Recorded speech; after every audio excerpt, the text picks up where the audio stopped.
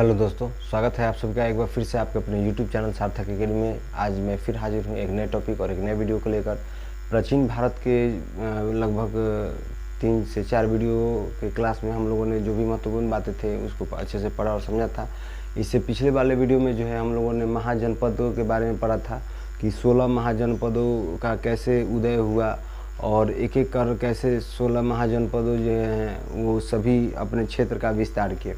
इन सभी 16 महाजनपदों में एक जो है मगध जो है एक अलग शक्तिशाली साम्राज्य के रूप में उभरा। ठीक है, तो आज जो है हम लोग पढ़ेंगे मगध साम्राज्य के बारे में। चूँकि 16 महाजनपदों में जो मगध साम्राज्य था वो उसका विस्तार इसलिए मतलब अत्यधिक तेज़ी से हो गया क्योंकि ये आर्थिक, राजनीतिक और भौगोलिक रूप से काफ़ी मजबूत था। ठीक है, तो इस कारण से जो है इसकी गतिविधि जो है आगे बढ़ती गई और ये एक शक्तिशाली साम्राज्य के रूप में उभरा। तो एक बहुत ही महत्वपूर्ण टॉपिक है और इससे एग्ज़ाम में जो है प्रश्न बहुत आता है।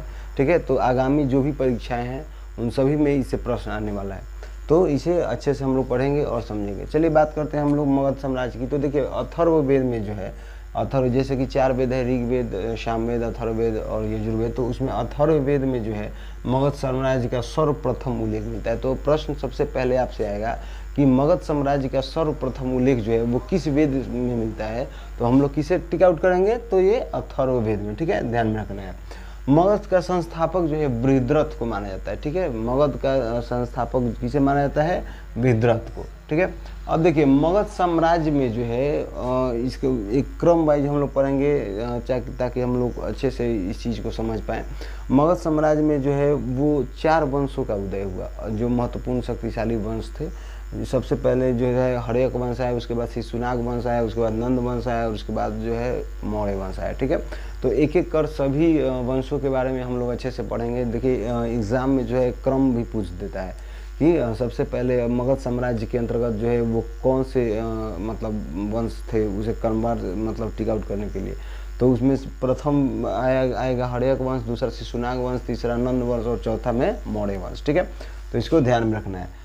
तो चलिए सबसे पहले देखते हैं हर्यक वंश को। तो देखिए हर्यक वंश का जो है वो मगध साम्राज्य का प्रथम वंश था और इसको पितृहंता वंश भी कहते हैं। पितृहंता कहने का अर्थ ये हुआ कि इसमें इस वंश मतलब हर्यक वंश के अधिकांश राजाओं ने जो है अपने पिता की हत्या करके जो है अपने गद्दी प्राप्त किया था। ठीक है, तो इसीलिए इसे अब ये भी प्रश्न आ सकता है आपको कि पितृहंता वंश के नाम से किस वंश को जाना जाता है, तो किससे जाना जाता है, हर्यक वंश को। ठीक है, ध्यान में रखना है। इसका संस्थापक जो है वो बिंबिसार को माना जाता है, यानी कि हर्यक वंश का संस्थापक किसे माना जाता है, बिंबिसार को। ठीक है, 544 ईसा पूर्व से 492 ईसा पूर्व तक जो है ये वंश का क्रम रहा। ठीक है, देखिए इस वंश की जो है राजधानी जो थी वो राजगिरी थी, यानी कि बिंबिसार ने एक शहर की स्थापना की। ठीक है, राजगिरी, जिसको इसने क्या किया, तो अपना राजधानी बनाया। ठीक है, उसे गिरिव्रज के नाम से भी जाना जाता है। राजवैद्य जो था इस यानी कि हर्यक वंश का जो राजवैद्य था वो जीवक था। ठीक है, और एक और प्रश्न आता है कि पूछ देता है कि भगवान महात्मा बुद्ध का जो है मित्र किसे माना जाता है, तो वो बिंबिसार को माना जाता है। इसको भी ध्यान में रखिएगा।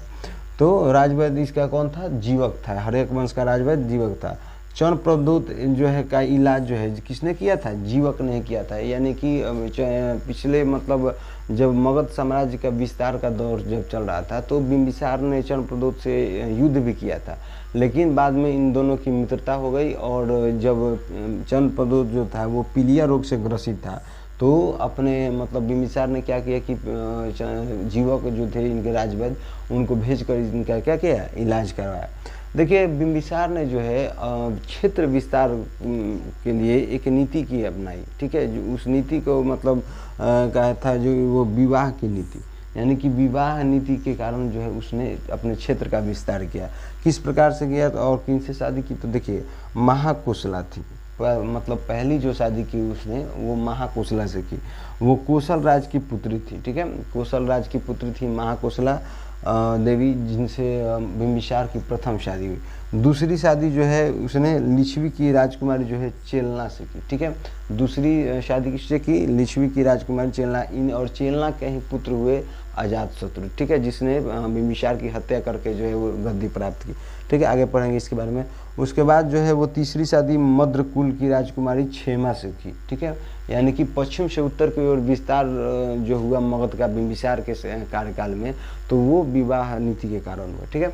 उसके बाद चलिए बात करते हैं हम लोग अजातशत्रु की। तो देखिए बिंबिसार का जो कार्यकाल रहा वो 544 ईसा पूर्व से 492 ईसा पूर्व तक रहा, और जो अजातशत्रु का कार्यकाल जो है 492 ईसा पूर्व से 460 ईसा पूर्व तक रहा, ठीक है। तो इसके पिता का नाम जो था वो बिंबिसार था। जैसा कि अभी हमने आपको बताया कि जो चेलना थी लिच्छवी की राजकुमारी चेलना, इनके मतलब गर्भ से जन्म लिया था कौन, तो अजातशत्रु, ठीक है। इसने क्या किया कि अपने पिता बिंबिसार की हत्या करके जो है वो गद्दी को प्राप्त किया, पिता की हत्या कर शासक बना था, ठीक है। अन्य नाम देखिए बिंबिसार अजातशत्रु का अन्य नाम कुनिक था, ठीक है। ये प्रश्न बहुत महत्वपूर्ण है, ये आ जाता है, ठीक है, इसको ध्यान रखना है। तो अजातशत्रु का अन्य नाम क्या था, कुनिक था। क्षेत्र का विस्तार, इसने जो है क्षेत्र, जैसे कि अब देखिए बिंबिसार ने अपने क्षेत्र विस्तार जो है विवाह नीति के मतलब ऐसे किया, उसी प्रकार से जो है ये जो था अजातशत्रु ये युद्ध नीति से अपने क्षेत्र का विस्तार किया, ठीक है। विजयी क्षेत्र, ये कौशल और वैशाली के शासकों से क्या किया, युद्ध किया, और युद्ध करके क्या किया, मगध साम्राज्य में जो है इन दोनों क्षेत्रों को मिला लिया, ठीक है। प्रथम बौद्ध संगति का जो है आयोजन वो किसके शासनकाल में हुआ था, तो अजातशत्रु के ही शासनकाल में हुआ था, ठीक है। प्रथम बौद्ध संगति का जो है आयोजन जो था वो किसके शासनकाल में हुआ था, तो अजातशत्रु के शासनकाल में हुआ था, ध्यान रखना है, राजगीर में हुआ था, ठीक है। उसके बाद देखिए बात करते हैं हम लोग उदयन की। तो अब देखिए इसका शासनकाल जो है वो 492 ईसा पूर्व से 460 ईसा पूर्व रहा। अब उदयन को देखते हैं, तो उदयन जो का शासनकाल रहा 460 ईसा पूर्व से 444 ईसा पूर्व तक, ठीक है। पाटलिपुत्र शहर की जो है स्थापना जो है वो किसने की थी, उदयन ने की थी, ठीक है।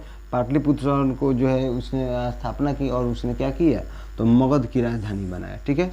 यानी कि बिंबिसार ने क्या किया, राजगिरी को मतलब अपनी राजधानी बनाई, राजगिरी शहर की स्थापना करके, और उदयन ने क्या किया, तो फिर राजधानी को बदलते हुए पाटलिपुत्र शहर की स्थापना की, और उसने पाटलिपुत्र को ही मगध का राजधानी बना दिया। पटना में जो है गंगा और सोन के संगम पर जो है इसने एक किले का निर्माण कराया, ठीक है। यानी कि अब प्रश्न आ सकता है आपसे कि पटना शहर के जो है पटना गंगा और सोन के संगम पर किस शासक ने जो है किले का निर्माण कराया, तो किसने कराया था, तो उदयन ने कराया था, ठीक है। और देखिए यहीं से जो है मगध साम्राज्य का जो हर एक वंश था वो धीरे धीरे कमज़ोर होता चला गया, और इसका अंतिम जो राजा हुआ वो नागदशक हुआ, ठीक है। और नागदशक के बाद जो है इस वंश का जो है समापन हो गया, और एक नया वंश जो उभरा वो कौन सा था, तो शिशुनाग वंश, ठीक है। तो अगले वीडियो में जो है हम लोग शिशुनाग वंश और नंद वंश के बारे में पढ़ेंगे। तो अगर ये वीडियो आप लोगों को अच्छा लगा हुआ तो चैनल को सब्सक्राइब कर लीजिएगा और वीडियो को शेयर कीजिएगा, ताकि और लोगों को भी इस वीडियो के माध्यम से लाभ मिल सके। धन्यवाद।